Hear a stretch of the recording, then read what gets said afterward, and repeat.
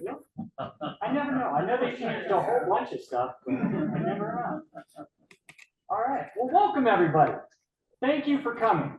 It is 6:10. We want to keep you on time and make sure you have great food, nice pizza, right? Nice scouting event. Get some pizza, get some training, have a good time, meet some friends. As I stated a couple minutes ago, my name is Livingston Keithley. I am the Vice President of Memberships and Community Relationships for the council. I'm a volunteer just like you. I've got 2 kids in the program. My son started as a Tiger, went all the way through Cub Scouts. I was proud to be his Cub Master for 5 years. Then he crossed over to his troop. He is a Life Scout working on an Eagle project right now. His younger sister, who's 2 years behind him, started when we started allowing girls into Scouts BSA. She's also a Life Scout. She's also working on her Eagle project. You can only imagine the tension in our household of who's going to finish first. I won't tell you who my money is on, daughter, but we'll get them both done and it'll be fantastic. So thank you for coming tonight. This is the first of 2 Den Leader rallies we're going to have. We had a great room tonight. This is our 3rd year of doing these Den Leader rallies. By a show of hands, really quickly, how many of you were Den Leaders last year? Raise your hand. All right. How many of you have joined Cub Scouts within, say, the past month, month and a half, and this is brand new to you? All right, well, welcome. Thank you for coming. How many of you don't know what I mean when I say Cub Scouts? That's a fair question. You'd be surprised. You'd be surprised. Here's why we do Den Leader rallies, right? The reason we do Den Leader rallies is because at the end of the day, the Den meeting that you're about to run with your kids is where the rubber meets the road, okay? You've heard at a high level of how Cub Scouts is organized. You have the Cub Scout pack, which is everybody from grades kindergarten through 5, right? It can be as small as 5 kids. I have packs in the council that are over 100. No joke, okay? But it's kids kindergarten through 5th grade, having a meeting once a month as an entire pack. God love those Cub Masters who run a pack that big. How many of you are Cub Masters or assistant Cub Masters? Raise your hand. All right, thank you for coming. Thank you for coming. You're my people. I was a Cub Master. But you only get to have a pack meeting once a month, right? Den meetings are 2 to 3 times a month. Those are your weekly meetings where you're having fun with the youth. That's where the rubber meets the road. That's what I mean. All right. We know from a membership and a recruiting perspective, the kids who have good programming on a weekly basis at the Den meeting, even if the pack meeting is so-so, right? And I ran a couple so-so pack meetings when I was a Cub Master. I'll admit, there were some that I was doing right before the meeting started. I was sitting over in the corner working on a 3-slide PowerPoint presentation just before we got. Oh wait, no, that's this meeting. No, but sometimes that happens at a pack meeting. But a Den meeting, man, you got to be on every week, right? But you're having fun. You're having fun. I want to reframe the way you think about things. First off, let me start with a graphic. Can I grab a cord from the HDMI cable?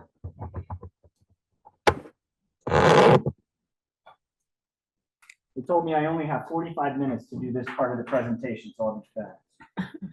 Kidding. All right.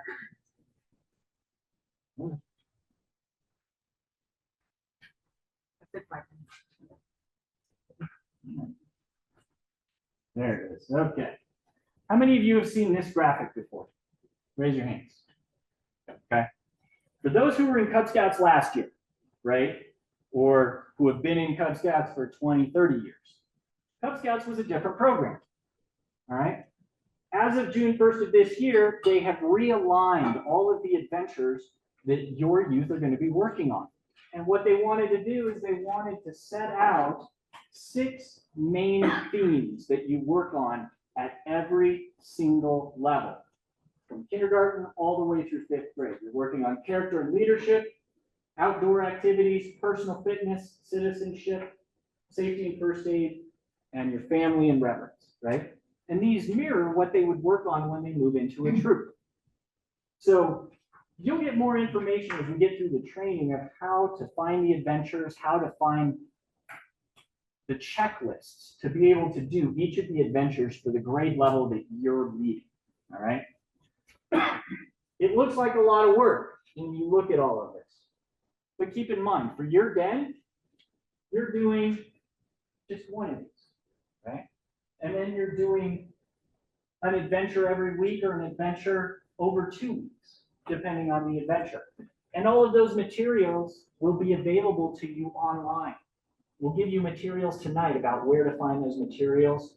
They have step-by-step guides. They have guides of what you need to get in advance, how to set up the meeting, how to run the meeting, how to close the meeting. All right? It's very simple. But I talked about reframing you for a second. Here's the thing to think about, right? You volunteered to be a den leader.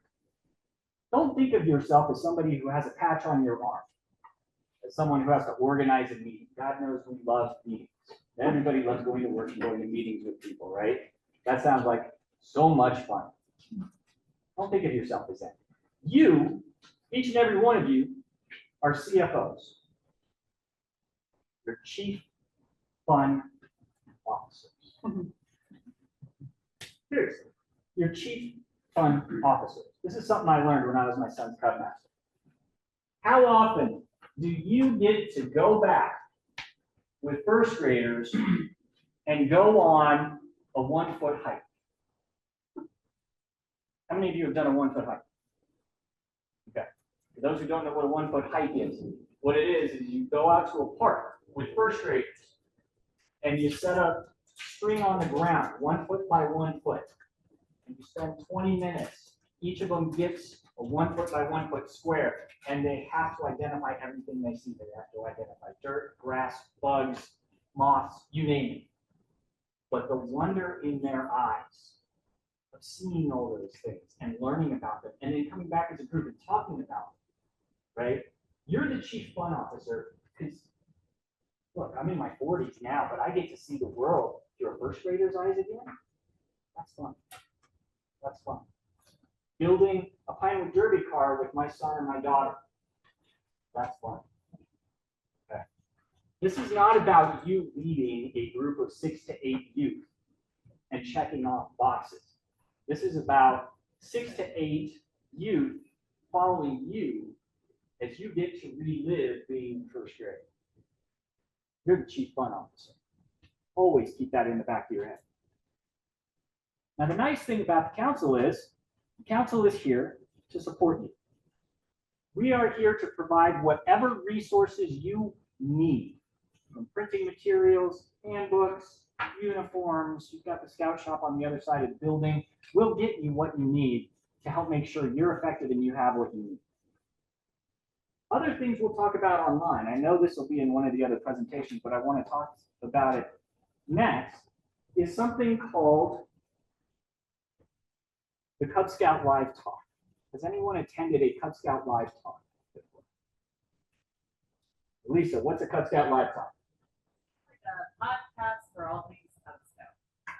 Topic, they're going to walk you through it, give a lot of feedback. Yeah, so this is put on by National. There's a ton of materials from National you can look at, but it's a podcast. It's available on YouTube. It's available online through Aaron on Scouting. But what it is a weekly podcast. Sometimes they're 30 minutes, sometimes they're 60, about a topic that is important right now to you as Cub Scout leaders. How to run an effective first pack meeting, how to run an effective first den meeting. I took this screenshot literally 7 minutes ago, sitting over here in the corner on my computer, right? The podcast last Friday. What? The exact meeting we're having tonight. Onboarding new Cub Scout leaders. How to get up and running. All right. This is a 45-minute podcast that you can check out after tonight and watch it. They have some good ideas about materials you can get online, as well as ideas of how to run a meeting, right? What do you do for the first 30 days? What about getting a mentor within your Cub Scout pack finding an experienced den leader to help you become a better den leader, no matter how long you've been in the program. They got great things to talk about with you. One seed I want to plant in your head is the concept of a den chief. Does anybody here have a den chief in their pack? One or more. One or more. You got two? The gentleman in back, tell us what a den chief is. Den chiefs are amazing resources. They are awesome. So they are scouts in a troop that come over to a pack or a den. And for all intents and purposes, they're like an assistant den leader. They help run activities, games, teach scout skills to the scouts. Scouts love them. Yeah. Yeah. Help your troops. Yeah. They're awesome. Each of your pack has a relationship with a scout troop. And the scout troop is the group of youth from 6th grade to 12th grade, right? They're working on merit badges, they're working on Eagle projects and rank advancement. But each of those youth, boys and girls, they have leadership requirements they have to satisfy. And sometimes that's leadership within their troop. They have to be a patrol leader, for example. But one of the roles they can do to satisfy that leadership requirement is to be a den chief for your den, for your Cub Scout pack. How is a den chief helpful? Well, when you're having your den meeting, right, you have your parents come over and you're trying to organize and get everybody around. Let's pick one on here. I don't know. Personal fitness. We'll do personal fitness for the wolves. Running with the pack, right? Personal fitness. 2nd graders run around enough already. You don't want to be running around with them, right? You don't want to be running around with them. But if you have a 7th grader right there, they can go running in circles all day. They're awesome. They're awesome. So talk with your Cub Master. Have your Cub Master talk with the scout leader of your troop that you're aligned with. And say, we want to have some den chiefs. Each den can have a den chief. And the nice thing is, those kids in the troop, they're incentivized to come over and do it because it satisfies their requirements for leadership, right? They have to do 6 months of leadership for every single one of their ranks. Well, if they're a den chief for you, checks the box. They don't have to plan some camp out up in Rocky Mountain National Park and go camping in the winter or something, although that's fun too. That's fun too. They can help you with this stuff, and they can look like the big kid to all the small kids. All right. All right. The last thing, I mentioned meeting with the parents. This is always a question we get when it comes to den meetings. Just by a survey of hands, how many people do their den meetings at the school or the church or the location where your pack normally meets? Your weekly den meeting. Yeah. Okay. How many of you have your dens organize their own den meetings in their own location? It could be at somebody's house, it can be in the cafeteria, it can be in one of the school rooms, whatever it might be. Anybody? Okay. How many of you as den leaders want to be able to interact with the parents in your den and get them more involved with what you're doing and what the pack is doing, but you just don't have as much time? By the way, hint, hint, nudge, nudge, every hand should be up right there. Right? Your parents are your best resource. Your parents are invested in this. You, as the chief fun officer, part of your job is to get the parents involved as well. Your parents are an awesome, awesome resource. One of the things you can do, we didn't get this into the packet tonight, but I will hand it out here. Let me just, oh, is there one in there? We have, We have plenty. Oh, look at you. All prepared. did you bring that down? Well, thank you. I did. See, I pulled something out, I have to pass it out, and I get volunteers to step up, right? Get volunteers who can help me. So we set this out. This is a family talent survey. The family talent survey is something you can download if you just Google Scouting Family Talent Survey. Just a piece of paper. You can send out to every single one of your families. All right? Now, it's all about messaging. It's all about reframing the way you talk with your parents. All right, as well as your leaders, but especially your parents. Do you think you're gonna get a lot of response if you ask somebody, hey, we're looking for a leader to do X, Y, Z. I need someone to lead this. I need someone to be a leader, an assistant cub master. I don't even know what an assistant cub master is. So no, I'm gonna sit on my hands. I'm gonna look down, I'm gonna look at my phone, I'm gonna look around. What about projects? I need help with a project. I have some pieces of paper I need to hand out. How am I gonna do that? 2 people jumped up and ran over here to help me. Right? We needed some extra chairs tonight. A couple of you were asked, hey, can you help us set out a couple extra chairs? Yeah, no problem, easy, easy.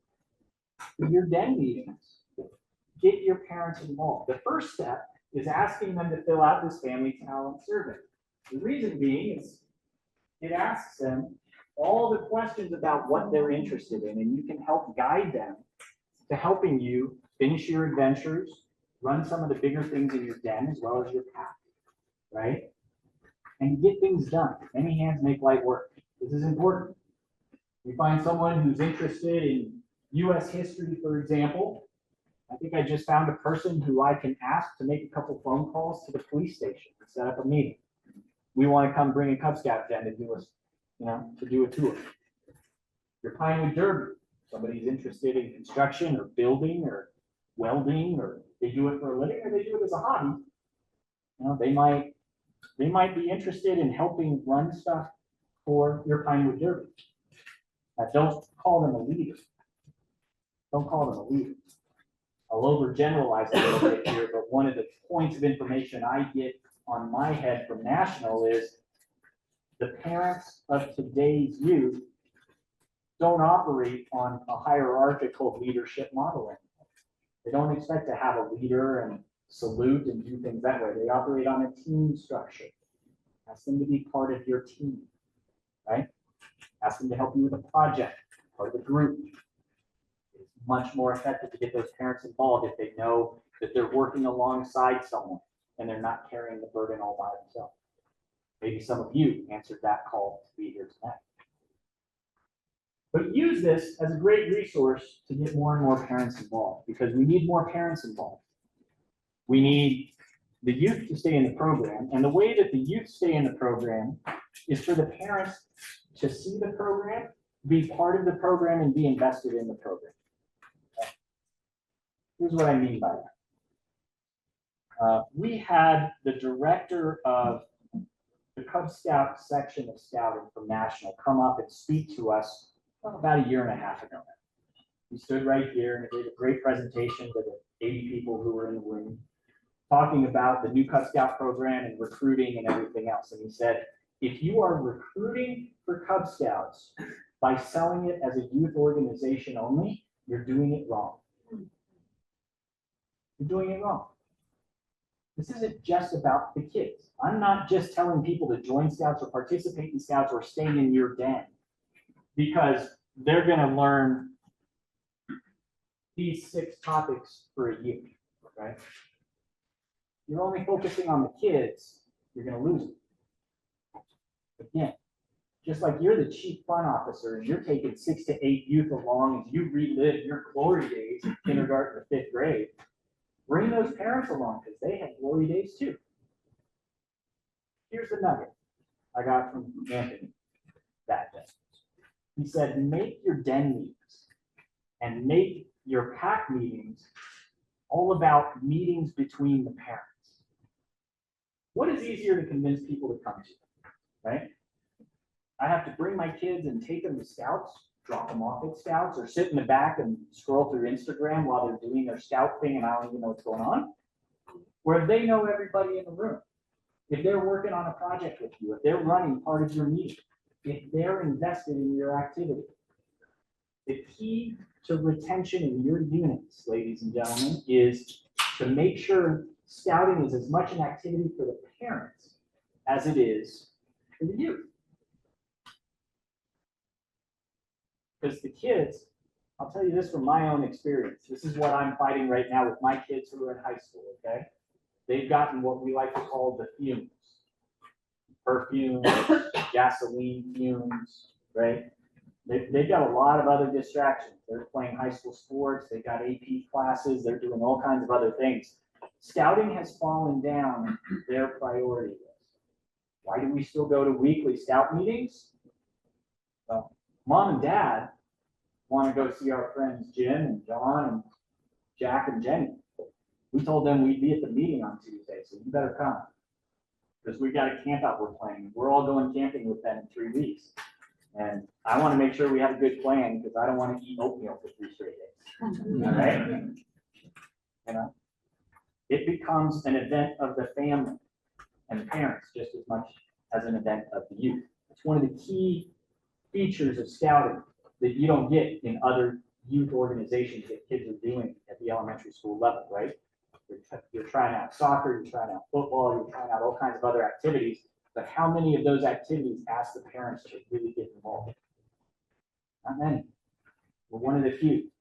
Use that to your advantage. Ask people to be part of it, even if it's asking them to help out. Just do a project, do a quick thing. Now on that note, this is Cub Scout. I asked some volunteers to put together a quick skit. I didn't know them, they didn't know me.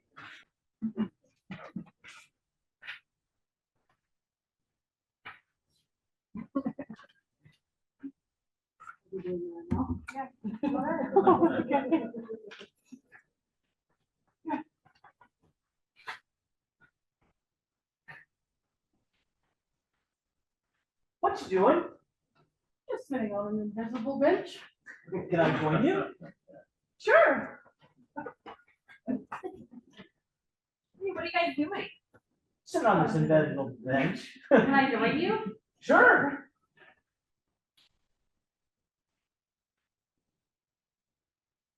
What are you guys doing? Sitting on an invisible bench. No, you aren't. I moved it yesterday.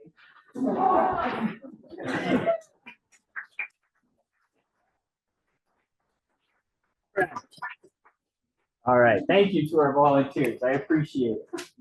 I appreciate it. But hey, it's just asking people to have some fun, right? You're having a lot of fun. One of the nice things about running a Cub Scout meeting is you get to leave that adult hat that you have to wear every day at work. You get to leave that at the door. You get to have a little bit of fun, entertain the kids, tell some cow jokes. Oh God, they love cow jokes. I promise. But you get to tell some jokes and have a good time. It looks like everybody's done eating, so that's good. Because it is time for a song.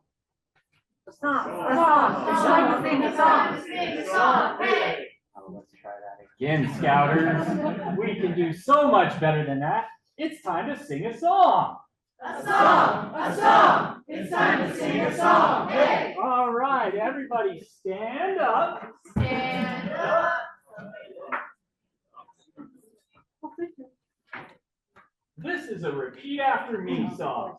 This is a repeat after me song. You do what I do. You do what I do. And you say what I say. And you say what I say. I said a boom. I said a boom. A boom chicka boom. A boom chicka boom. A boom chicka laka chicka boom. A boom chicka laka chicka boom. A boom chicka laka chicka boom. A boom chicka laka chicka boom. A boom chicka laka chicka boom. A boom chicka laka chicka boom. I said a boom boom. I said boom boom. Boom boom boom. Boom boom boom. Boom boom boom. Boom boom boom. Again. Boom boom boom. Boom boom.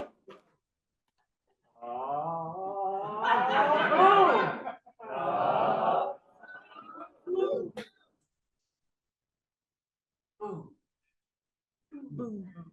All right, everybody say a boom chicka chicka boom. A boom chicka laka chicka boom. A boom chicka chicka boom. A boom chicka laka chicka boom. I said a boom boom. I said boom, boom. Boom, boom, boom. Boom, boom, boom. Boom, boom, boom. Boom, boom, boom. Again. Boom, boom, boom. Boom, boom.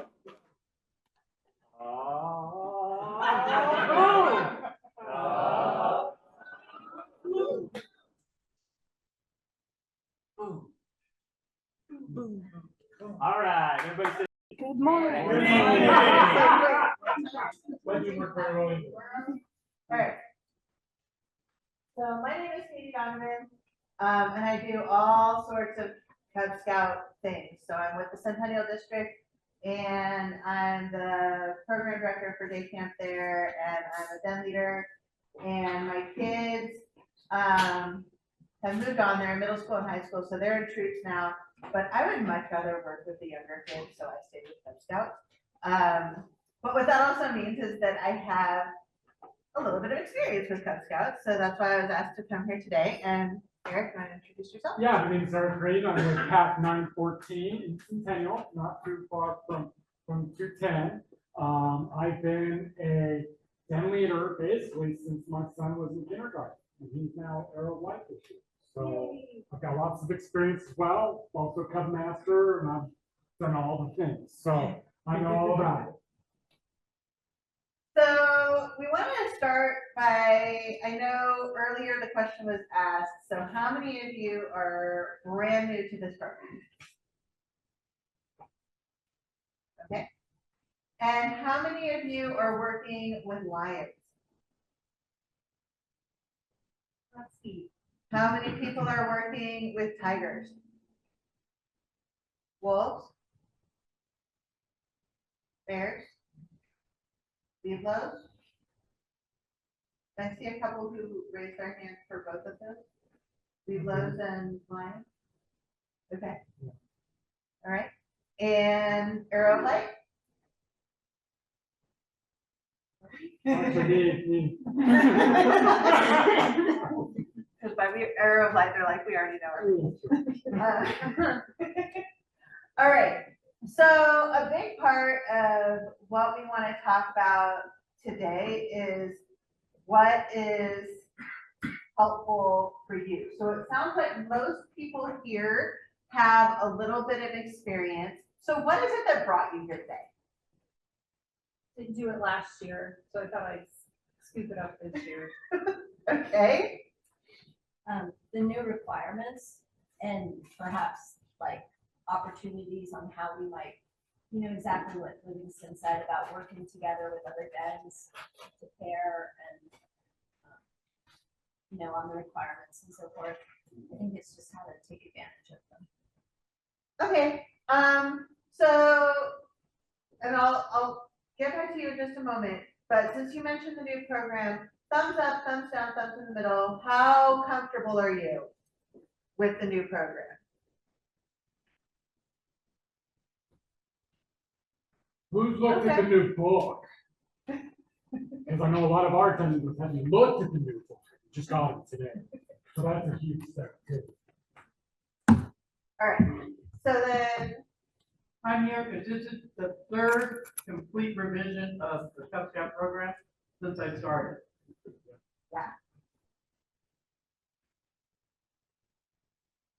I just want to do your job.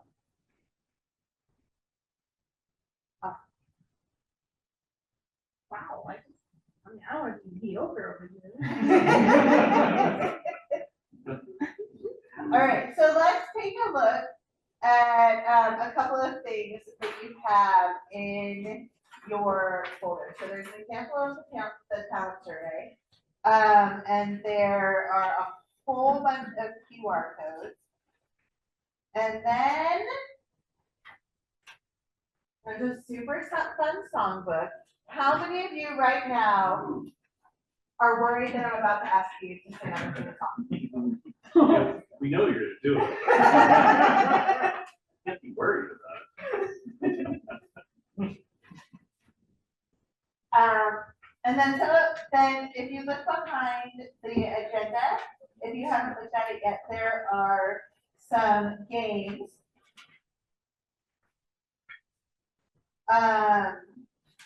some of which do not require any prep or supplies, which is always super helpful. So my question is, now, many of you just said you were very worried that I was about to have you stand up and sing a song. Do you use songs with your packs? Yep. Why? So they can remember the law, Okay, so they can learn the law. to help them remember the law, absolutely, When I sing it wrong. because it's fun. It's a nice little, kind of gets everybody together and on the same page. We also do a dad joke thing too. Oh. And the kids get do a joke. We have a song and then we take turns picking kids to tell jokes, and the 5-year-old jokes, the lion jokes are the best. At that age where they don't quite understand how jokes work, so it's just a random. Yeah. And then how many people, I heard some talk over here about skits. So if you wanna tell me your experience with skits. Well, we did have a good one last year, the Wolves did, as one of their electives, which went over really well, they presented during PAC meeting. We had joined together as a PAC for a camping trip, and our Bob Nelson showed up and was like, you should get the kids together to do a skit, so I offered that to them, and they were legit, like, looked at me, and they're like, no, thank you.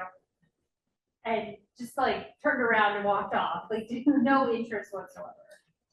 So I don't know if that's kind of a older tool, kind of, I don't know, I just feel like that's not generationally kind of where these kids are, maybe. Well, I was trying to get the whole pack to do a skit, so, but Wolves would have been the one that I saw last year, it was cute. Full 5-minute, like, camping, clean skit, really cute, very, appropriate to help, but again, I don't know that generally, like, seriously, that's what these kids are into, because it's just not the same kids, maybe, than even 10, 20 years ago. Have the adults done skit? God. No. There's probably the exact same looks. Okay, fine. Yeah. If you have the adults do a real simple skit, at the meeting, then the kids will start wanting to do it and copy it. But a lot of them say, yeah, let's do a skit. They have no idea. Let's get what tired to tricks copy. So you get the adults. I mean, the, emergency alert skit, because they're really good when you bring all the parents up and stuff, and everybody stands in a line and goes, oh. And somebody steps forward and says, this is the test of the emergency system. Then it'd be a real emergency, it would look like this, and everybody goes, ah, and runs off the stage. But you can bring up every single parent, and the kids love watching their parents do a skit. And then they're more likely to do them because the adults have done them, and they know it's okay to be silly, they know it's okay to, yeah. Now, if you're planning a campfire program, that's where the skit will come right into play. And so not only is you'll have an activity and something to do, is then you can get the whole group involved. Challenge that I face with that as our pack is that sometimes the whole den's not big, or sometimes maybe 1 or 2 are the dens. So what we'll do is we'll kind of, everybody who's planning on attending will then group together and then do a skit there. And songs for a campfire program. I mean, Boom Shakalaka, they love that. And they repeat after me. And it's such a unique, fun experience for them. Would you like to demonstrate? No. What is Boom Shakalaka? I was gonna say, I feel like you can't just pull that out and I then not. said Boom Shakalaka. No. I said, Make everybody do it. No, oh, I wasn't gonna do it. So Valley Girl style. right, that's it. But, another thing to consider if your kids are not, I mean, sometimes it's okay if your kids are like, no, we're not doing a skit. You're like, okay, today's not the day for that, right? But also, if you can give them some lead time, right? Because the same way if I'm like, okay, now you lead a song, right? Like maybe you're cool with that. But maybe you just need a little bit of time to like figure that out and to like work up to it, right? So, and that happens with our kids too, especially if they haven't really experienced it, if they're a little bit new. And then you also know that often when Cub Scouts are doing a skit, that everybody who's back here isn't gonna be able to do them. Right? And so then everybody else is sort of like back here, you're like, I don't know, I can't hear. And then that can be a little bit hard when you're the person up in front, right? So why do we even, why do we do skits? Bonding. Communication skills. Flexes those muscles of Yeah. public speaking. It's fun. Yeah. It's usually funny. Mhm. It's entertaining. Yeah.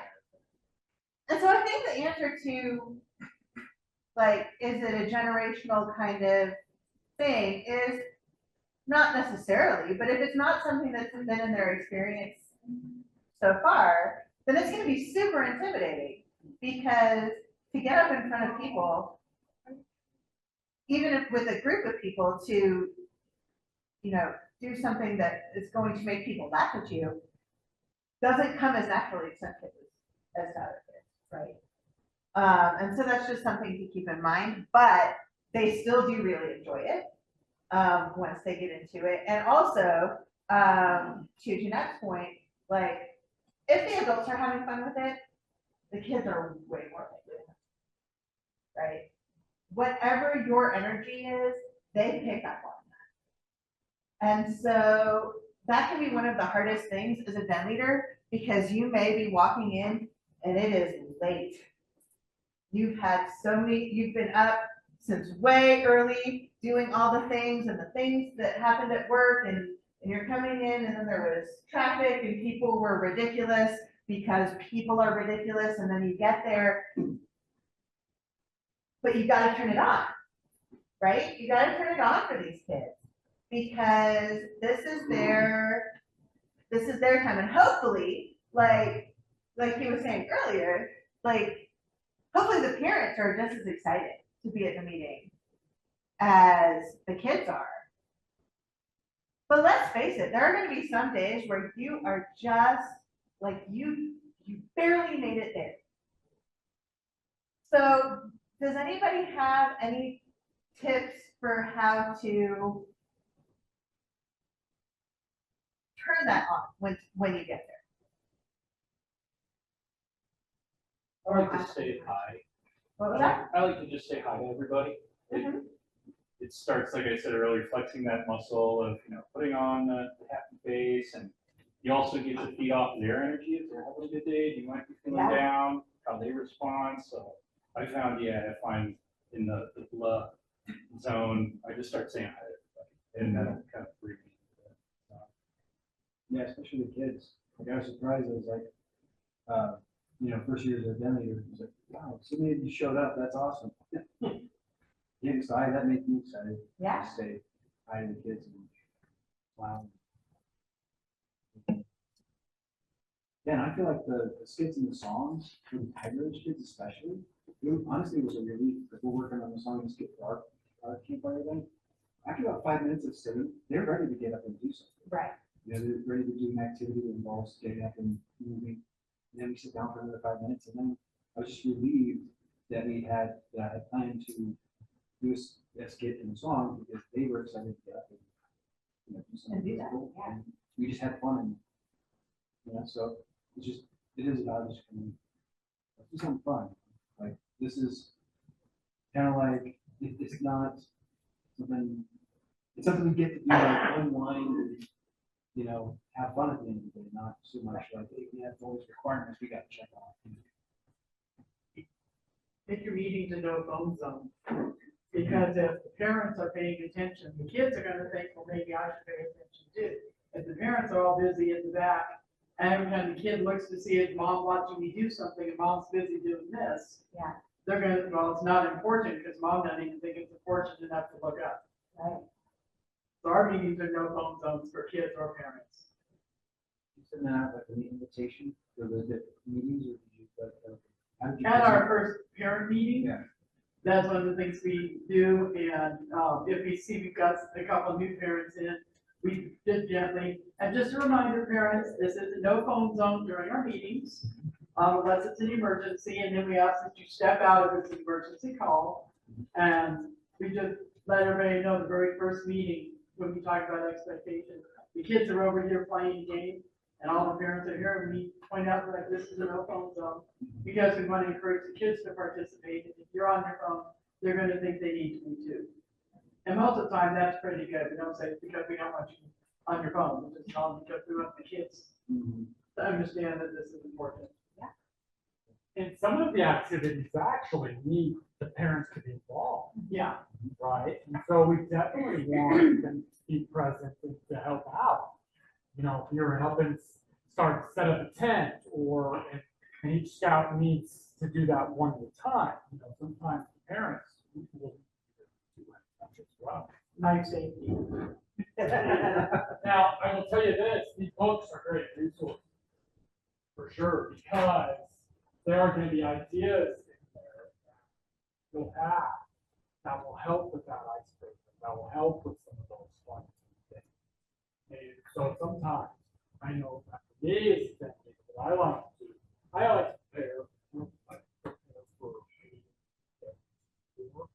get all the materials that I need, but just to kind of review some of those things, no one really helps too. That gets me kind of out of that stuff in that, you know, funk zone. Then I'm like, oh, well, like yesterday, for example, what I did is an activity about a beach ball. And we wrote, what's your favorite ice cream? What's your pet's name? And threw it to the next scout. Whenever it landed on their right hand, they had to say it. And we tossed it around. And they had fun with it. Very simple activity. Cost me what? 88 cents for the ball, and it's like they had a blast. One kid had so much fun, he wanted to take it home. So, yeah. Right, and I know we just had a question over here. Oh, no, I was just gonna say,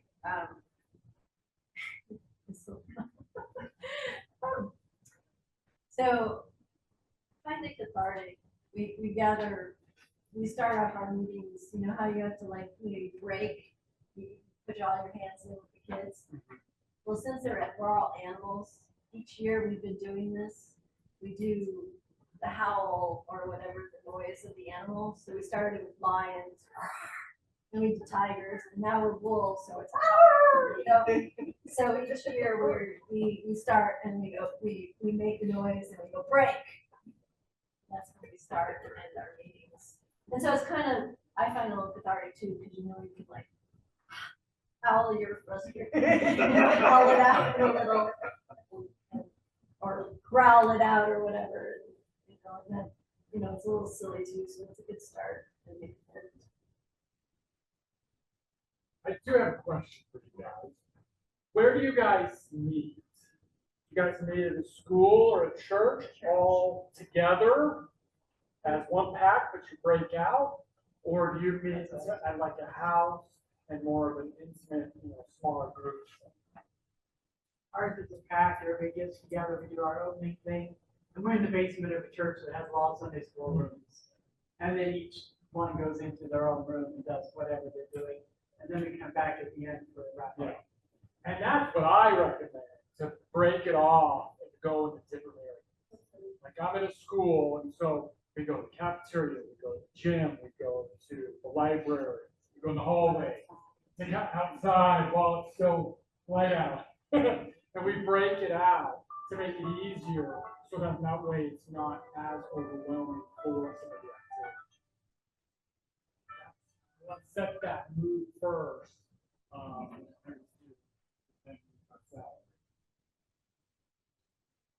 I developed kind of a more structured timing for meetings too, which I find that helps keep me on task and keep the kids on task. You know, first 5 to 10 minutes, it's kind of like intro, how's your week been? Anything cool happened this week? You know, kind of let them get the yayas out or like the and then kind of explain also what we're planning on doing for the meeting that day. And then the meat of the meeting is really kind of doing the activity, and then I try to do the last 5 to 10 minutes of closing, clean up and close. And then just kind of alerting the parents of what the, next meeting might look like. So that structure helps me because I have a very rigid schedule, and if I can't get out of my job and then I'm flying to the meeting afterwards, it's gonna be a situation that I don't have that, for me, an expectation of kind of like what the time frame looks like for that hour, because you really do have to make the most of it. Especially if you only have 45 minutes or less. Meeting per hour. We have announcements before, and then we break off. You only have so little time to go through, what you need to go through. So I know in the books, I know that you could get through most of the activities in one day. Except for the Lions group. But you stretch it out and make a couple meetings out of it. So that way you can put more focus on some of those activities. And so that way it gives you the program throughout the year. If you finish all of the activities in one day, you're done in what? 9 weeks? Then what are you gonna do? So definitely to plan some of that. And I know on the board, they listed all of the activities that each of them will do. And so, yeah, Calvi first, but then do what's going to work best for you. Because when we go on our hikes, or we go fishing, it's going to be now, not in December when it's cold and icy. So you can mix it up and change some things around. Do what's going to work for you and the interests of your group. Because some kids may not like go fishing. No, yeah, don't worry about that. So definitely planning out. I think these books really do a much better job of helping organize a lot of that.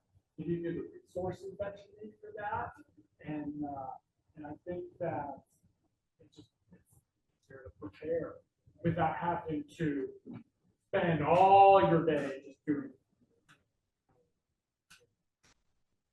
Quick question, especially on the Tiger books. Yeah. I received 2. One is for the den leader, the other is the workbook more for the kids.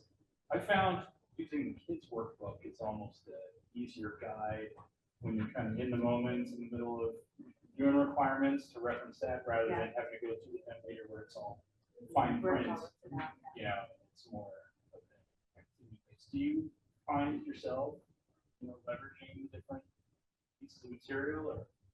I think they're both really useful in different ways. Yeah. But I agree, if you're there and doing the activities, it's really good to be able to look at, their book. So, to see what they're seeing, right, and what they're working on. So I think that's really good. What I love about,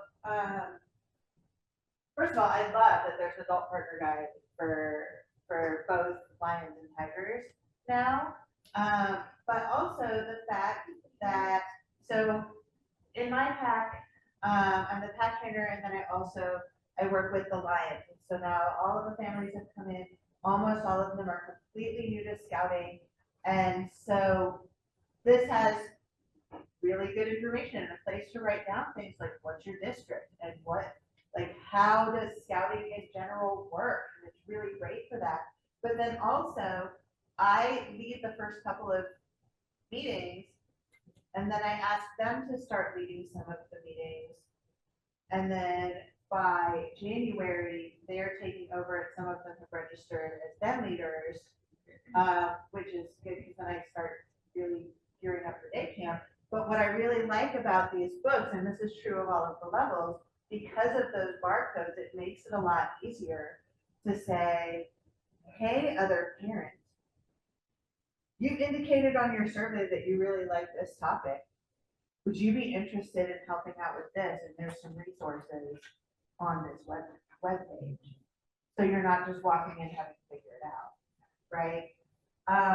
And we had those resources before, but a lot of it was in the den leader experience, so you had to be able to log in to do that. but now it's all there, and so it's easier to get people to help and say, could you just do this one activity that's listed right here and it has the information in it.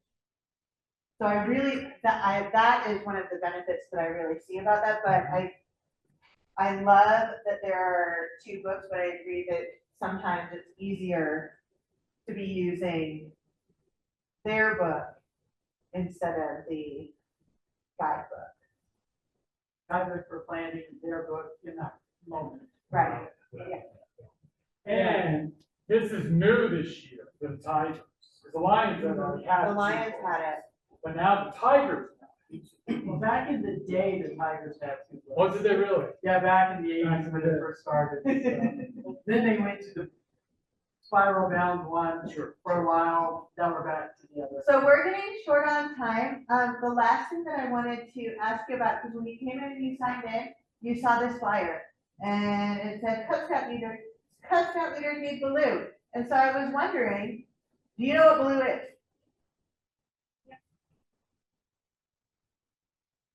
Raise your hand if you are Baloo trained. Thinking about it. Okay, so just for the people who may not, or who were sort of like, I've heard of it, but I don't really know. So if your pack does campouts as a pack, then you need to have Baloo trained leaders there. Because the training is basic adult leader outdoor, well, then it says training after it, and I was like, that doesn't start with an O. Orientation. So it's basically about going in and learning how to provide some programs, how to do some of those logistical things. And you want to have at least 2 Baloo trained leaders, because if something happens to one of them and they leave, you have to literally tell everybody else to pack up and go home. True. Because you need to have at least one person on site at all times that has Baloo training. So, and also it's a lot of fun. Because you get to meet other adults and you're going out, there's part of it that's online and then there's an overnight, but you get to meet other Cub Scout leaders who are doing the same thing. But I find that we list a lot of trainings in a lot of places, but we're not as good about explaining what they are. And so if you're coming in, a lot of times it can be really overwhelming and confusing about like, what do I need? What don't I need? What even applies to me when you're looking at that list of trainings? So, so I saw this there and I just wanted to make sure that everybody knew what that was and why you might want it. So I'm gonna be hanging out. I hope.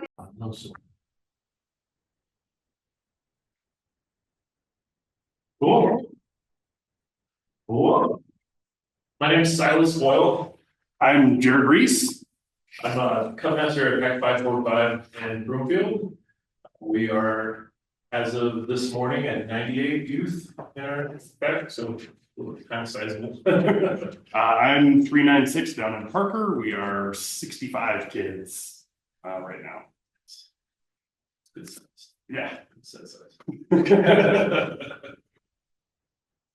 So what we're going to be doing is just kind of talking to you guys about what Cub Mastering is. How many people have been Cub Masters for a while already? Like, Going into my 30. okay, perfect. Yeah, so you probably have a pretty good handle on it. For anybody who's like new to the role, you may not even know like what the job is. I know that a lot of these things are kind of poorly defined or very fluid. So Without realizing what it is. like, we need one of those, and you're like, yes, I'm not. So I took over from that. Nice. So we're gonna be talking about responsibilities, planning, pack meeting ideas, tips and tricks, Q&A and discussion at the end. Hopefully we get through pretty quickly. Yeah, when we approach this, we're not gonna cover any of the stuff that's on the online training. Like, we figured that's the baseline, you can go do that. If you haven't already, go do that. This is kind of like experience, well, we have run into running pack meetings and packs and all that stuff, and try to give you some tools that you can take back to your pack and maybe help your life out a little bit as a Cub Master. Yeah, the position-specific training is kind of like the skeleton of the job.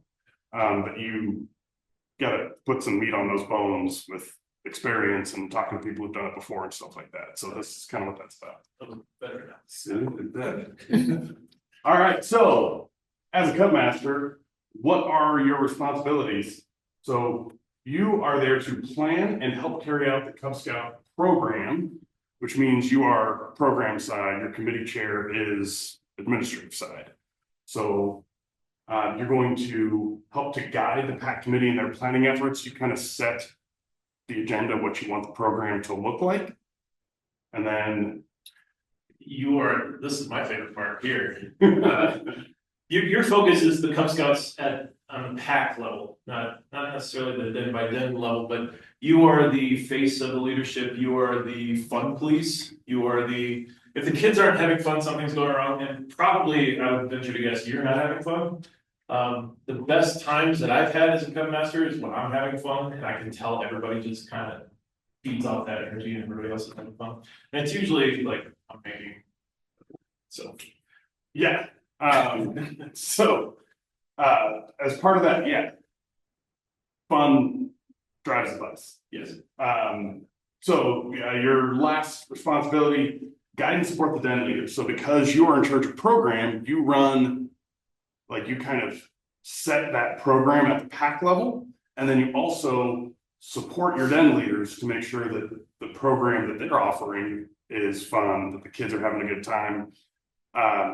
My very first den meeting that I ever ran, I literally stood in the front of the room at a whiteboard. It was horrible. I cannot imagine why anybody came back. Wherever you start, if you start at the worst possible spot, which is where I started, with practice and training and whatnot, you can improve. So yeah, you want to make sure that you are supporting your den leaders. So visit their meetings. The cool thing with being a Cub Master is you're kind of like a celebrity. The kids they may not be used to seeing you every week if you're not also a den leader. Yes. So if you show up at a den meeting, everybody is real jazzed. So you can leverage that. One of the things that we had last year was the bear den asked me to come in and help them teach the bear claws. So I came in and sat down and the kids paid really close attention because I was new, they weren't used to me, so it was like a new thing. It kind of got their focus set up. So you can use that to help your den leaders with whatever they're trying to do. And then with your den leaders, encourage additional training. So position specific training, get them to Baloo, get them to Wood Badge, those kinds of things. Your program will be better with trained leaders. And you, yeah, you do too. Yeah, even if you're not like directly in charge of what we was or AOL, then like you being Baloo trained, it's nice to have that knowledge. You can help guide your den leaders. And then you could also be that adult in a pinch. Hey, we're trying to go on a den camp out, but we don't have a trained Baloo adult. You can go and be that Baloo trained adult. Absolutely. And then Wood Badge for Cub Masters is, I think, like phenomenal.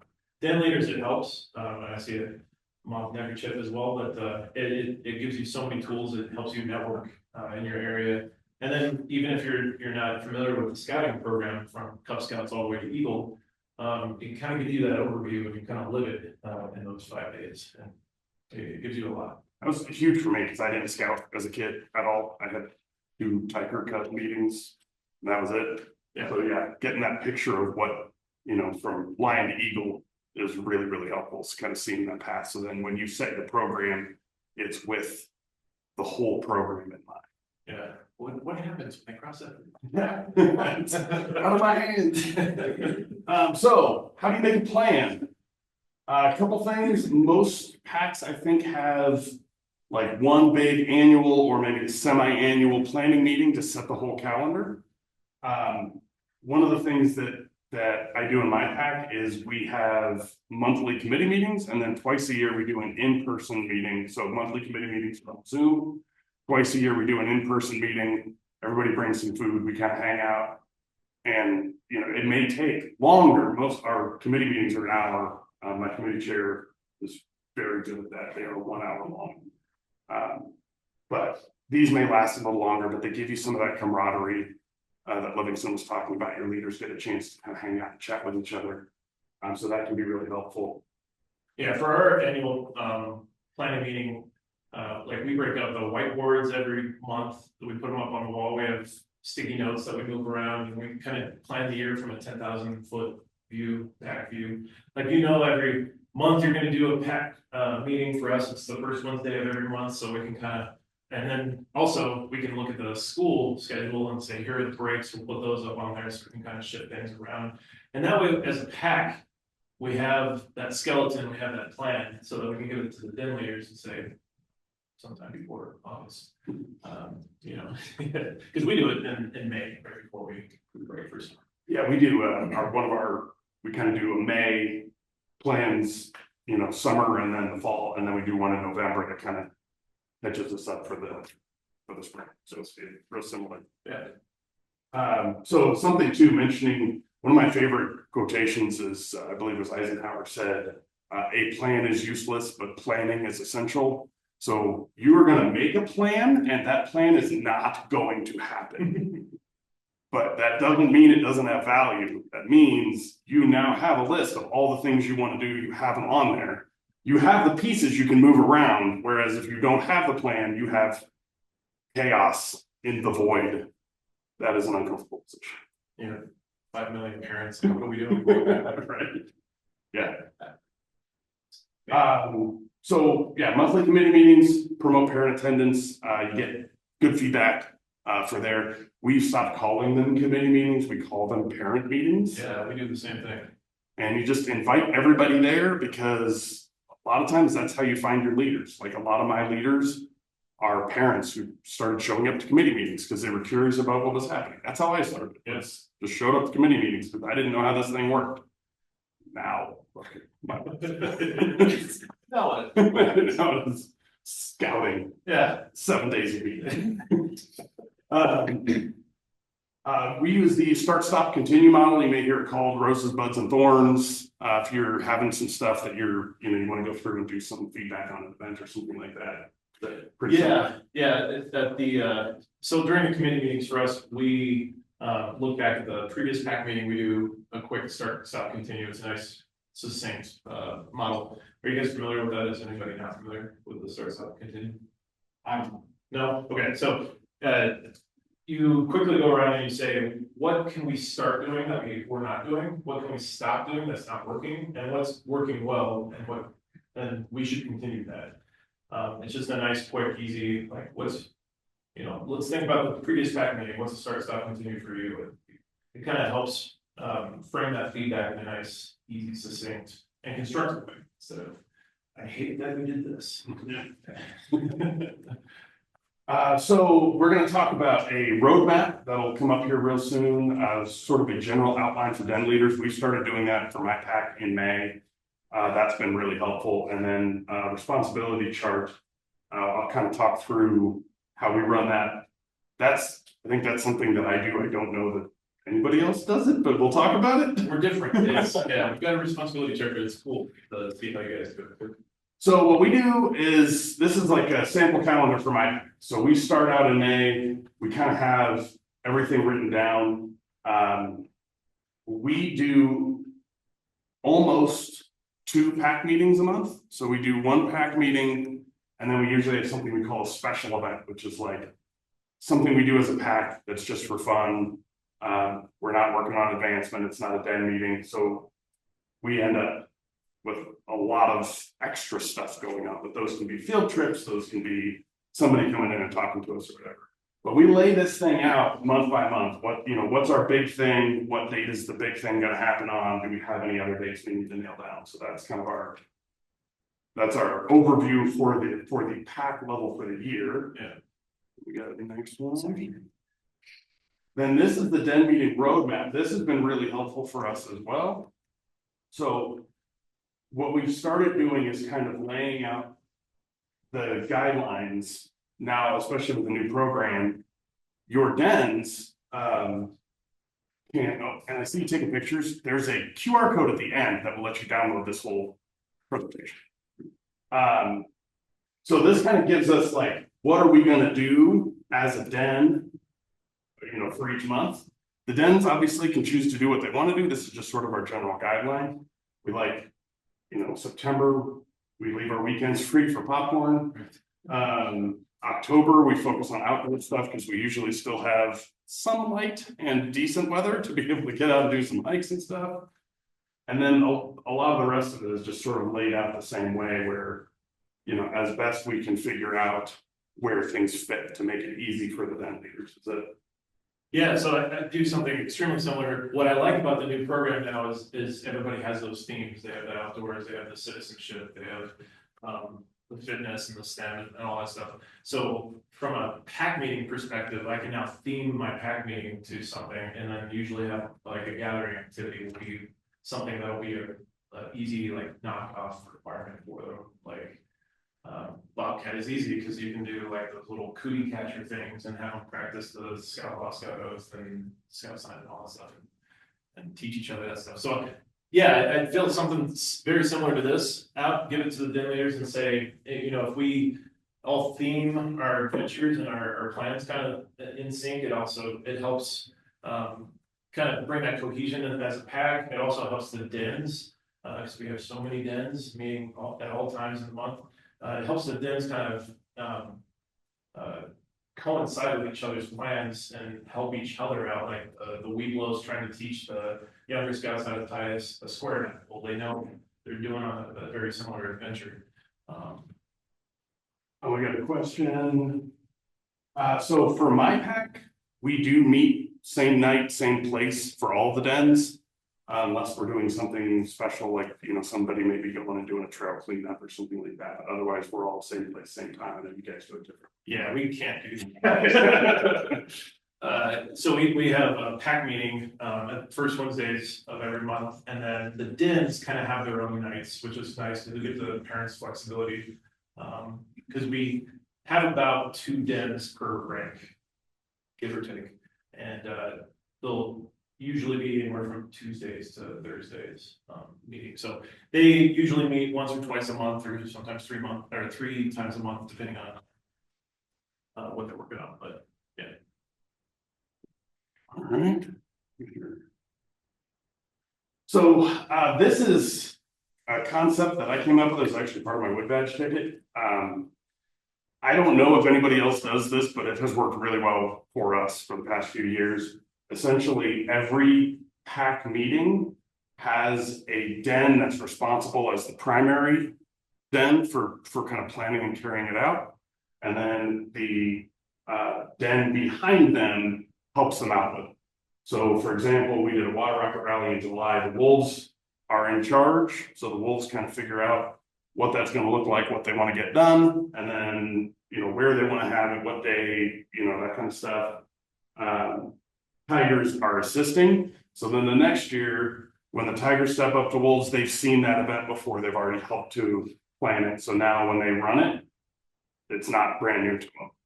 A lot of that is inspired by the fact that I showed up my first year. I was an assistant den leader, and they said, okay, you guys are planning blue and gold. And I was like, I've never even heard of a blue and gold. I don't know what's involved. I cannot be useful in this situation. And so, so a lot of this is designed around giving people more support so that they don't feel like they're being blindsided when you ask them to do stuff. So you don't rotate. Every year the Wolves and the Tigers get that ranked up. Okay. Yeah. So when we go ahead. So you're talking about the parents of that, right? Correct, yeah. Now, when we're talking about bike rodeo, we're talking about Aero Light Scouts. Yeah. Then like they're gonna run a lot more of it than our Tigers will. Yeah, for me, I've got a responsibility matrix, but it's every pack meeting I have a den do flags, I have a den or two, prepare a skit or song or run-ons or whatever. And for me, my pack meetings are like a combination of a giant den meeting meets a campfire program. So I'll pepper it with songs and skits to keep it interesting and keep things moving. And then, the gathering activity, and sometimes some pack meetings, depending on what it is, that will dominate the pack meeting, and then we'll do, some of the program stuff around blabbering along for 5 minutes until space out. I want to know where they are. So this is something else that we do. So in my pack, like I mentioned, we have the optional events. So we do a pack meeting, which is gonna be like the big thing. It's gonna be the Pinewood Derby or whatever. But then we may also have, another extra thing. So like for October, we're doing that community service event. We're actually, for November, our pack meeting is Rain Gutter Regatta. But then we also try to promote doing some flag ceremonies at schools for Veterans Day, visiting assisted living facilities, things like that.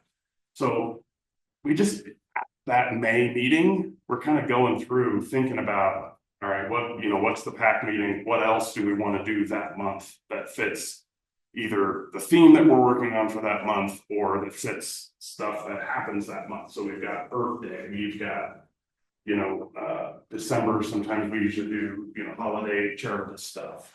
So a lot of that kind of lays out. So we just do that in May when we're laying it out. We just fill the calendar in, and then a lot of the details will come later, but it gives us that skeleton to build on. And for us, we've got really awesome activities chair. We've got somebody dedicated to finding those activities that happen in the community. Some are come from council, some of the scout themed stuff, like the Rockies Scout Days, Avalanche and all that stuff. But there's also some like Broomfield Days up there, or if you have like harvest festivals or farmers markets, or sometimes there's tree planting, stuff like that. They put out an activities newsletter every single week for us that has we do signups through like Google Sheets where they just put their name there that they're gonna show up. And we have hiking club every month. So one day we've got the parents that run that. So yeah, there's activities at all times. And what I tell the new parents is that, plan for the pack meeting, plan for the den meetings. Everything else is like if you have time for it, if you like that particular thing, like camping, jamboree coming up, but you're not forced to do it. That's real similar to how we do is like, people are busy, people are doing sports, they're doing other stuff, so their activity may wax and wane through the year, but if you have a lot of stuff going on, then that means people can get tied back into your unit when they've got the time for it. If you only have like one pack meeting a month and then nothing else going on, somebody misses that, they haven't had contact with your unit for 2 months now. By the time they come back, that's a long time. So just throw stuff in there, easy plan, stuff that's easy to plan, hikes, show up to this thing kind of a deal. Yeah, park meetups, those are easy. Yeah, exactly. All right. What should we do at PAC meetings? Oh, I'm glad you asked. Do these things. These are great things. Maybe not the space derby. Oh, RIP, I love the space derby. It's my worst event ever, the first time we ran it, and I was like, never again, and then turned into a really good event. That you just like, did you put a level? I tried to build a geared winding mechanism to wind the pulse. It did not work. So your Pinewood Derby, Rain Gutter Regatta, rocket launches. If you can find a place to do Estes rocket launches, those are awesome. Huge hit. Maybe tough to find. A lot of counties and towns and stuff won't let you. But soda bottle rockets are great. So we use a modeler club. Oh, nice. Yeah. Fantastic. So Yeah. I'm sure there's more around anywhere you've got model airplanes that can fly. Yes. That's where we shoot our rockets at. Nice. Yeah, good call, because they know where. So yeah, you can find them on Facebook or whatever. I think there's a couple pretty big groups. We're in Barber as well. Where do you guys? Oh, we do it at Cottonwood. Okay. What pack? 81. Oh, nice, awesome. Are you helping Tanya? Yes. Fantastic. I'm the assistant. Nice. Field trips. So that's actually something super cool that you can do. A lot of places. I know this, we're a homeschool family. If you can get a certain number of people, a lot of places will let you go for free. So like Denver Museum of Nature and Science, if you get more than 10 people together, you get in for free. So field trips are great. Go see something. Special visitors, bring people in. Yeah, we've got Brookfield Police Department coming in with their K9 unit, not this upcoming month, but November. What day is it? Seasonal celebrations. So whatever stuff is happening, those make great pack meetings. If you want to do one of the things we just talked about in my committee meeting last night is kind of combined with scouting for food, taking all the food that we get and then building Thanksgiving dinner baskets that we can then donate. So one of our meetings would be like getting the food together, figuring out how it works into a meal, putting that into a basket and then getting it donated. So seasonal things are great. Get outside. There's an exclamation point. It is very important. And having a backup plan, because it's Colorado. That happened to me, our very first PAC meeting in September. The thunder and lightning came right as soon as the parents were gonna leave toward it, and of course, my elementary school, my usual backup plan was all tied up with after school stuff, so. That's how they get you. Yeah. Eat some food. So you can always do a picnic or, you know, potluck or something like that. If you don't have something to do for PAC meeting, eat some food. And then while you're eating food, they can do skits, you can sing songs, you can do whatever. That is a great time. Like, you don't have to be real complicated. Trying to sing a song with a cupcake in your mouth, that's. There you go. Just make sure somebody knows behind. Work on shared adventures. That is a really cool thing that we can do now is everybody's got some commonalities in the new program. Work on that stuff. We did a PAC meeting for the bicycle adventure for everybody and had stations where everybody got to knock out the whole bicycle adventure between all the different stations. So it was awesome. Took some planning to kind of figure out how that all worked, but it was great. Cool. Love it. Tips and tricks, some of our secret, this is our secret sauce, the secret sauce. So, if you haven't figured it out yet, you should probably like have a couple songs and games in your back pocket that are easy to just pull out. Because kids get bored and fidgety real quick. And if you're trying to get, you know, through something like 5 minutes long, and they're checked out. You got the old kids that are in cliques and just talking with each other. The younger kids are more concerned about what's in their nose than anything else around them. That's the time to pull out a song and you just get them stood up because, you know, your singing muscles are, your vocal cords are connected to your butt muscles. Obviously, it's in scouting, we have a weird biology. And it gets them moving. And some songs that I would recommend that are huge successes for me are the Penguin song. Have you ever seen a penguin come to tea? Look that up. It's fantastic. Go make a fool out of yourselves, but the entire pack is awesome. And if you have den chiefs, bring the den chiefs up right next to you. Yes, they're not looking at you at that point. They're looking at the cool older kids making fools of themselves. Yes. And then Boom Chick Boom is great. So that one you can throw out a couple of them and it can be short and sweet and then put it down and then next pack maybe you're like Boom Chick Boom and I'm like, oh, we've never heard this and you pull out some new ones. There's like a billion things that you can run through with that song. And then David Hasselhoff. Oh, that was a good one. David Hasselhoff, that was a winner. Oh, I haven't actually done that one. Wow. So my daughter doesn't, obviously she's 5, she doesn't know who David Hasselhoff is, so she thinks the song is about David Axolotl. She knows what an axolotl is. Yes. The song makes just as much sense, it's perfect. Or the banana song. Form banana, form banana, go banana, go bananas, go banana. Yeah. You do all sorts of different fruits, it's fantastic, it's awesome. It gets them moving, and then you see them down, and then you got them for like 5 to 10 minutes. And then you can just get through it, power through it. They start wandering off, get them stood up again. Yeah, good stuff. So another tip and trick, coach your den leaders. So if your den leaders are like I was when I started, help them, please. That's a terrible feeling. So yeah, exactly. Let's just list several items that we can think of, children. Yeah, program should be fun. So go talk to your den leaders. Let them know, like you will have. So I always say there's 2 different types of Cub Scout leaders. There are spreadsheet leaders and there are rolling around on the floor making funny noises leaders. You need both, right? You have to have both. If you have your spreadsheet leaders standing in front of the room, they will whiteboard your children, right? Like that. I'm spreadsheet leader. I have learned to become a rolling around on the floor, making funny noises leader. Yeah. So I had to learn, you know, my organization from this too, because I was, anyway. But help them out, right? Like go teach them, give them some songs, teach them some games, get them spun up on what that's supposed to look like. Help them run a den meeting. If they haven't done it before, show up and help them out. Be like, yeah, These children are bored out of their skulls.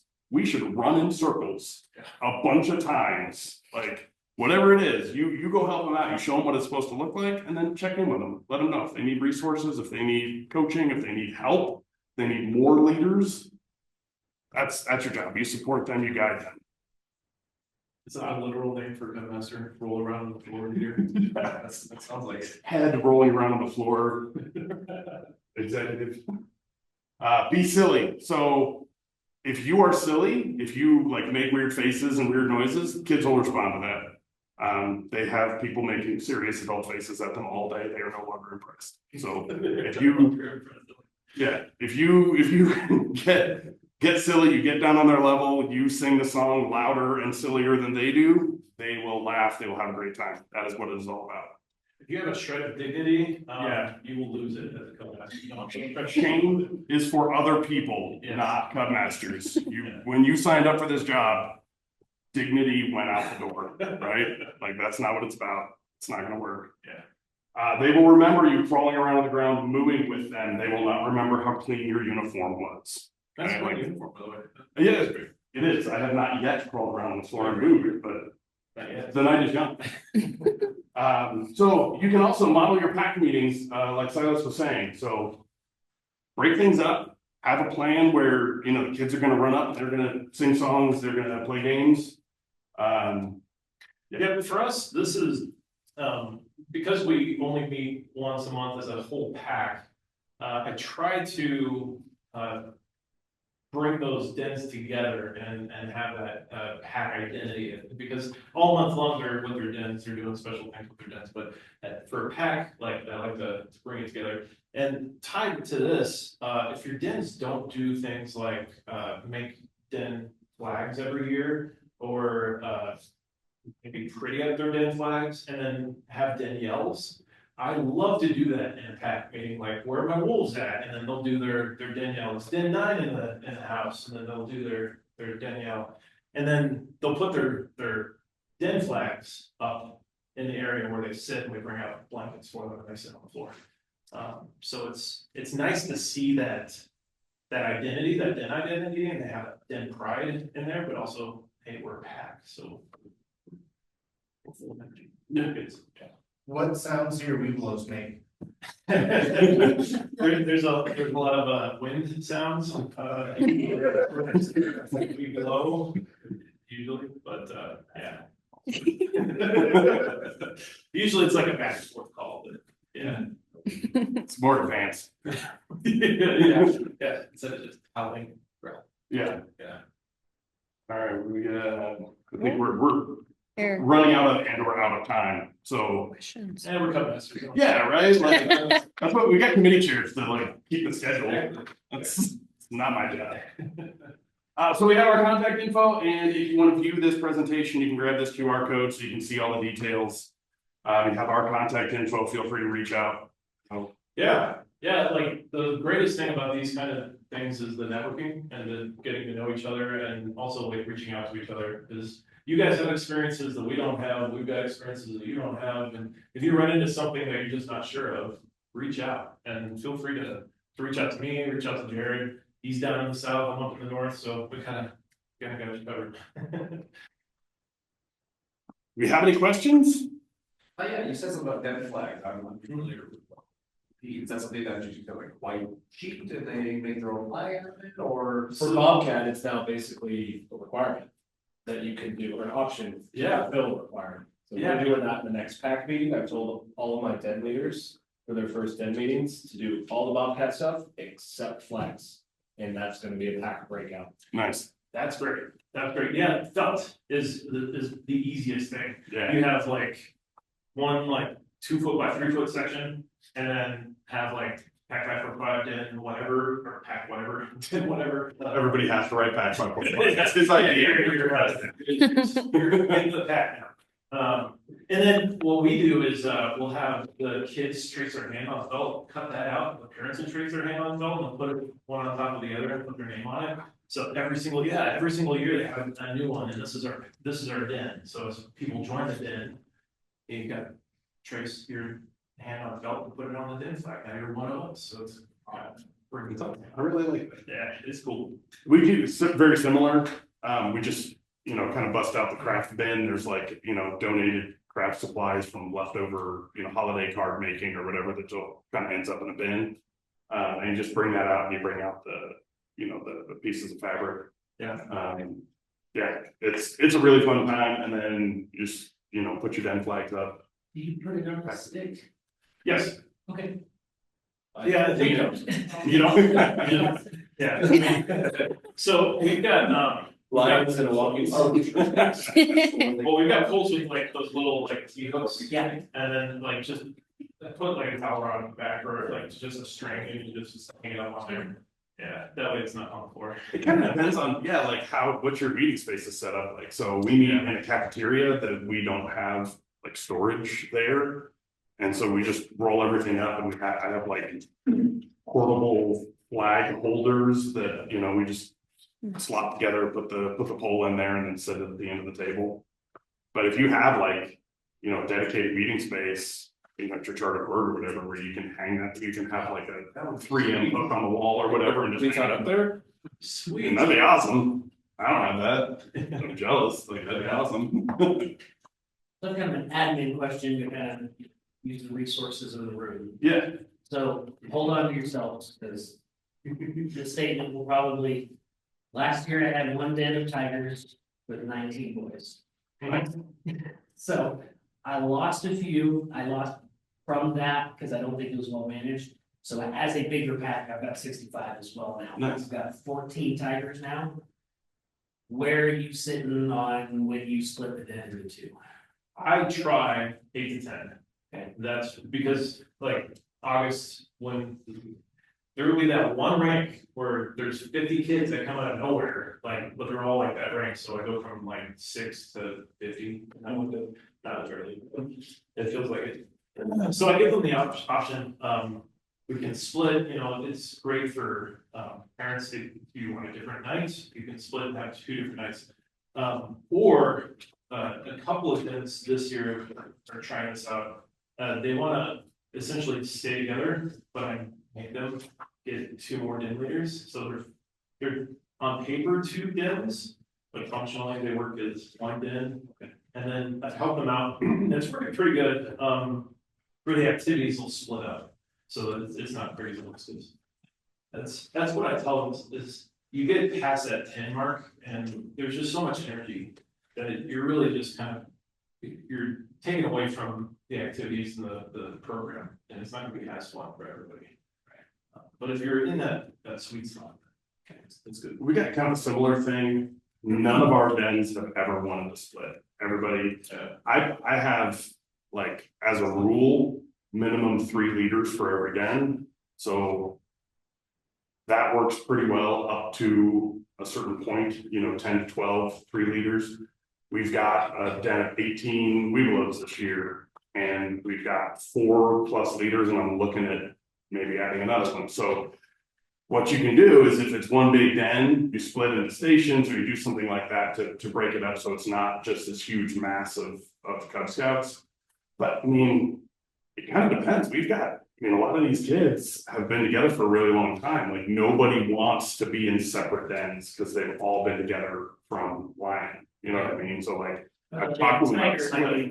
Place to split because it's early. Maybe so. They don't have those bonds yet. But yeah, for us, by the time they got big, they were like, they were really big. Everybody likes each other. People invite friends from school. That's kind of how the dens get that big. So if there isn't a clean spot where we can just say. Do the administrative split, but then your dead meetings are happening at the same time. We're gonna play same time, yeah. So we just keep adding leaders. We like it's just 18 kids in the tent, but it's just more leaders. So, You're pack 545, right? yes. Someone online is going to reach out to you. Oh, sweet. And I think we are out of time. Cool. What happens, my committee meeting used to go 2.5 hours when I ran, so my committee chair has saved my parents so much time. Thank you online. All right, well, thank you, everybody. Pack 545. Yeah, thank you. That we want to make sure you guys know about and have.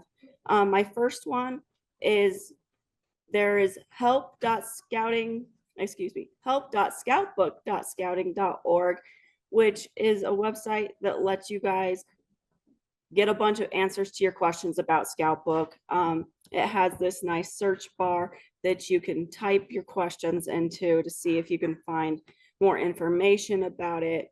They have some quick links down here. So if you're looking for Scout Book specific, Scout Book Plus, or my.scouting help, you could just click those quick links. Super helpful. If you can't find a tutorial on Scout Book help itself, then they do have the forums you could click on right here. And when you click on that, it brings you to a whole other world where volunteers just like yourselves have gone online and asked questions about Scout Book and my.scouting and that sort of stuff. You could search to see if somebody else has asked your question before, or you can go ahead and make an account and ask your question yourself. And there's a bunch of people who are basically experts on Scout Book that can help you. So those are really good resources for you guys, especially if you're finding yourself struggling with Scout Book a little bit. More for the Cub Masters than the Den Leaders. They do have a sandbox for you. So when you get here, and this is a QR on the resource sheet, so don't worry about trying to figure out how I got here. But there's in the login, it just has this little drop down. You'll want to find the PP Cub Master at scoutbook.com and then click login. It's going to be weird with you. It's going to sit here and spin for a while and then ask you a stupid question and then make you click you're not a robot in order to get logged in. And sometimes it just takes a little bit. My computer doesn't always cooperate with me on this. I imagine if I asked National about it, they'd tell me to clear my cache. But anyways, so that's there to help you guys. You guys can play around with it and just familiarize yourself with Scout Book. Some other places I want you guys to know about are National's website. Oh, took a second to come up. They have this Cub Scout page, which if you just go to scouting.org, that's literally the whole thing. Under programs is Cub Scouts, and it'll bring you to this page. And on here, they have the little spot where you could go to the Cub Scout adventures. So if you guys don't have the lion guide or the tiger guide because you're teaching the bears, the Webelos, the Arrow of Light and stuff like that, that takes you to all of the lessons. And it's really cool and really helpful. And we'll click on it here so you guys can kind of see. I'll just randomly pick on Webelos here. But when you're in here, it has them laid out. So it has Bobcat at the top, and then it has the requirements followed by the elective adventures. And when you click on them, it'll open up and show you the different things you have to do to earn the advancement. It's really cool though. They have different things on here. So if you're at a loss of what you need to do for the requirement, they literally give you things to do. So it's really nice. They give you options. So you just have to pick one. Each one satisfies the requirements. So you don't have to do all three. But I find it really helpful. I don't know if you guys were working with the old program before, but I know I had to do a lot of digging to find what I can do with the kids to make it fun and stuff like this. But they actually lay it out really nice for you guys in the new program with lots of ideas and stuff. You basically don't even have to think about it. And that is what the Den Leader boxes are over there. Each one has the Bobcat for each rank, and then two others, one elective, one required adventure inside, just to get you guys started with the new program. Or if you are a new Den Leader and you just want something to make yourself feel like you're on the right track, those are there to help you get started. And after Livingston is done with his closing, you guys are more than welcome to go over there and grab whatever box you want. And lastly, one other thing I'm gonna show you guys is there's this roundtable planning resources. Even if you're not planning a roundtable and never will, there are so many different things on here that they would show you guys at roundtable. So they have different openings for your meetings. They have safety moments. Hot Topics has just a bunch of random different questions you guys might have. Just pointing out some of these is like growing scouting. So that can help you guys with recruitment. Things like BSA crossover. So if you guys are looking for ideas for how to get your scouts that are AOLs to cross over into a troop, great resources there. But it just has a lot of different things. I think it has some membership moments. I think even in here somewhere, it actually goes over the renewal process with you guys too. So it's just a really deep dive into all the knowledge you could ever want there. So those are just some great resources for you guys to answer your questions and stuff. Do you guys have any questions for me? No. Wow, I did a really good job. Yes. Let's go back and show what you got for the roundtable. Oh, yeah, sure, no problem. That's my question. So, What's a roundtable? I was just gonna say, does everybody Yes. know what roundtable is? Negatory. Can you go ahead and Okay, Okay, that's all I know about it. That's correct. That's all I know about it. all right. So let's answer the roundtable question first. So roundtable is something that your districts hold once a month. I think most of yours are happening on the first Thursday. I think Valley and Black Feather. Yeah, hold them a little differently. But basically, your district executives there, your commissioners are there, a bunch of people are there to just give you guys information, answer your questions. It's a great spot to meet other units and get resources from the other units, kind of like how Livingston was talking about that earlier. They bring like flyer information to you guys so that you guys know what events are coming up. And it's just a really good resource for you guys. And they try to have them down in your district. So it's not like you have to drive all the way to the council once a month to get this information. So it's really handy. We really recommend that you have at least one person from your unit go to roundtable, just so that you're getting that information and they can at least bring it back to your unit. But how to get to those resources, if you are on the scouting.org website and you go back to the Cub Scout page I was telling you about, if you scroll down, it has this resources area for parents.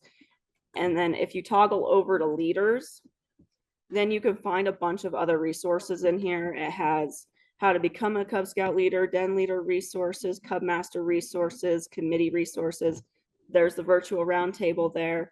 Then they have some videos for den leaders and then program updates, which goes back to the new Cub Scout program. It gives you any information on their updates for that. All right, any more questions? Yes. Pretty new, what is, so this had the activities, right? Yeah. But what is Scout Book Knowledge? So Scout Book Knowledge, this tab right here, this is just a help page. So let's see, what's a common question? Do Bobcat. What is that? Oh, look.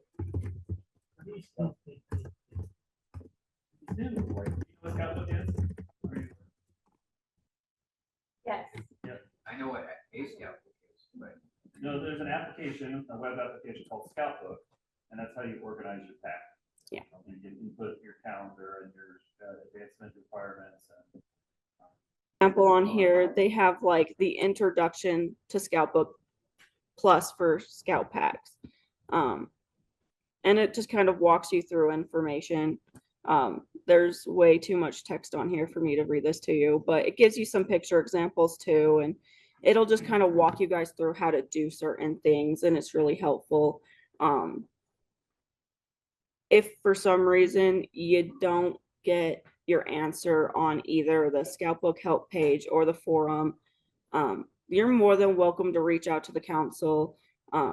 Your district executives are a great place to start. If they don't know, they'll probably pass you to someone like me, and I'll try and figure it out for you. But just know that you have this resource as well as the council for anything that you need. Scout Book, My.Scouting, really anything scouting related. Yes. So I thought of a question. So this might be, am I doing this right? Okay. So families say, we're not doing scouting anymore. Mm-hmm. I could not figure out how to get them out of Scout Book Mhm. Plus, so I just made a fake den and threw them all in there. That is exactly how you're supposed to do it. Since your scouts have paid for their registration, we're not allowed to just delete it. So unfortunately, if they do decide they don't want to scout anymore, they're kind of stuck on your roster. You can go in and do the end position on them. And then there's like a 50-50 chance in a few weeks they're going to pop back up on your roster. So I suggest going the fake den route, because you can move them in their den, and they're not going to go anywhere. You know they're not scouting anymore. The den leaders in the other rail dens don't have to worry about them. And you could just leave them in there until they fall off on their own. There's that toggle for opt out automatically. We need to make sure we hit that when that pops up. If it will let you do it, I would. Otherwise, I would try and let the family know if they're opted in for the auto renewal, definitely ask them before they leave to turn that off. I believe the council can do it too. So if they do leave and you notice it's on and it's not letting you turn it off, let us know and we can turn it off for you. The family gets the warning before the automatic thing happens. They should, yes. But as I've learned, people don't always pay attention to those notifications, and then they're upset when it happens. All right. So I think I'm going to turn it back over to Livingston for our closing.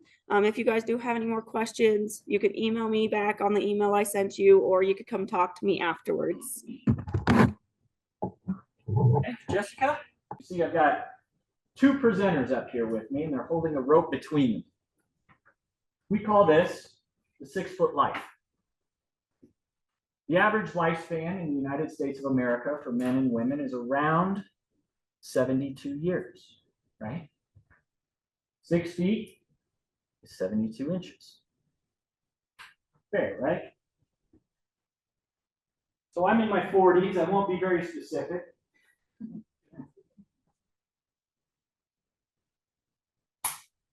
But I've got that much left. I'm already through this.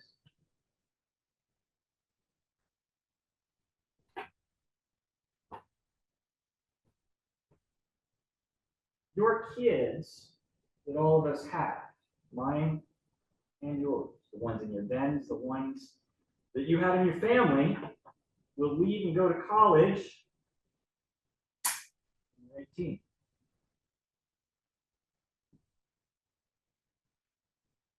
And if you're here for Cub Scouts tonight, that means your kids are at least 6 years old, right?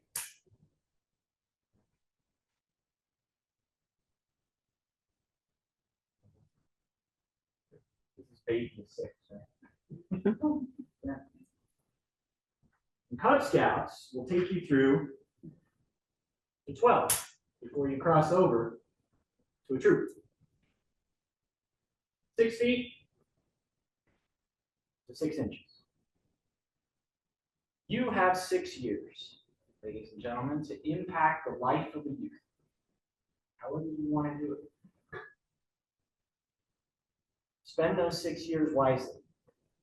I applaud you because you have joined an organization that is over 100 years old and has a demonstrated program built into it to help you make these 6 years count and to teach these kids how to be the best leaders and the best people they can, right? This is what you pass on. But at the end of the day, this is your 6 inches to deal with, not mine, not Emily's, not the staff. Make it what you can. Be the leaders you can be. Turn those kids into the leaders that they can be. Thank you for coming to training tonight. Thank you for being a leader of your Cub Scout pack in your den. I look forward to seeing you at many, many more Scout activities. Let's get out there and have a great scouting year, folks. Thank you.